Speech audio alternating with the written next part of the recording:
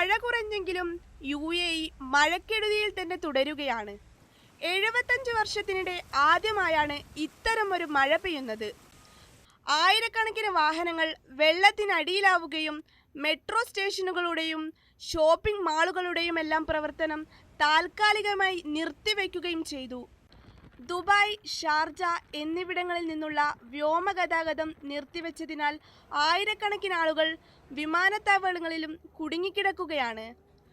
ഭക്ഷണത്തിനും മറ്റു അവശ്യ സാധനങ്ങൾക്ക് പോലും ബുദ്ധിമുട്ടുന്ന ഈ സാഹചര്യത്തിലാണ് ദുരിതാശ്വാസ പ്രവർത്തനങ്ങളുമായി പ്രവാസി മലയാളികൾ മുന്നോട്ട് വന്നത്. Rain support, Malayali friends, Dubai live in information, free food തുടങ്ങിയ ഗ്രൂപ്പുകളിലൂടെ സജീവമാവുകയാണ് മലയാളി വാട്സപ്പ് കൂട്ടായ്മകൾ. കൂടാതെ ഓരോ എമിറേറ്റ്സിലും റെഡ് ക്രസന്റ് വളണ്ടിയർമാരായും മലയാളികൾ പ്രവർത്തിക്കുന്നുണ്ട്. ഒരുപാട് വണ്ടികൾ, എണ്ണിയാൽ തീരാത്തത്ര 10,000-കണക്കിന് വണ്ടികൾ നാശനഷ്ടത്തിൽ.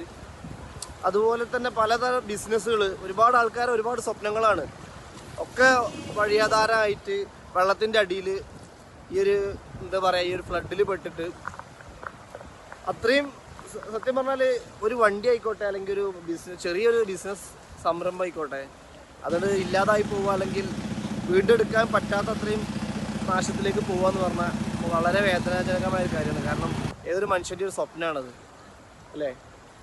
അപ്പോൾ അത്രയും വളരെ ഒരു ബുദ്ധിമുട്ടുള്ള സിറ്റുവേഷനിലാണ്. എന്നാലും ഗവൺമെൻറ്റും ബാക്കി കാര്യങ്ങളും എല്ലാ ആൾക്കാരും കൂടിയിട്ടുള്ള അവനവനെ കൊണ്ട് കഴിയുന്നത്ര മറ്റുള്ളവർക്ക് വേണ്ടി സഹായങ്ങൾ എത്തിച്ചുകൊണ്ടിരിക്കുന്നുണ്ട്. ഫ്ലഡ് പ്രശ്നം എഫക്റ്റ് ചെയ്ത സ്ഥലങ്ങളിൽ എമിറേറ്റിൽ ഷാർജയിൽ അത്യാവശ്യം നല്ല രീതിയിൽ വെള്ളം ഇപ്പോഴും നിൽക്കുന്ന ഒരു സ്ഥലത്താണുള്ളത്. കിങ് ഫൈസൽ സ്ട്രീറ്റ് എന്ന് പറയും. ഒരുപാട് ആൾക്കാർക്ക് പലതരത്തിലുള്ള നാശനഷ്ടങ്ങൾ ഉണ്ടായിട്ടുണ്ട്. സാമ്പത്തികവും മാനസികവുമായ പല ബുദ്ധിമുട്ടുകളും പലരും അനുഭവിച്ചുകൊണ്ടിരിക്കുകയാണ്.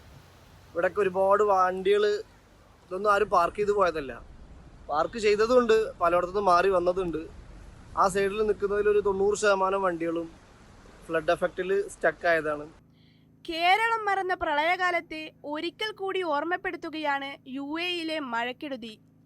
വെള്ളക്കെട്ടിൽ നീന്തിയും താൽക്കാലികമായി ഉണ്ടാക്കിയ തോണി ഉപയോഗിച്ചും വിവിധ സ്ഥലങ്ങളിൽ കുടുങ്ങിക്കിടക്കുന്നവർക്ക് അവർ രക്ഷകരായി.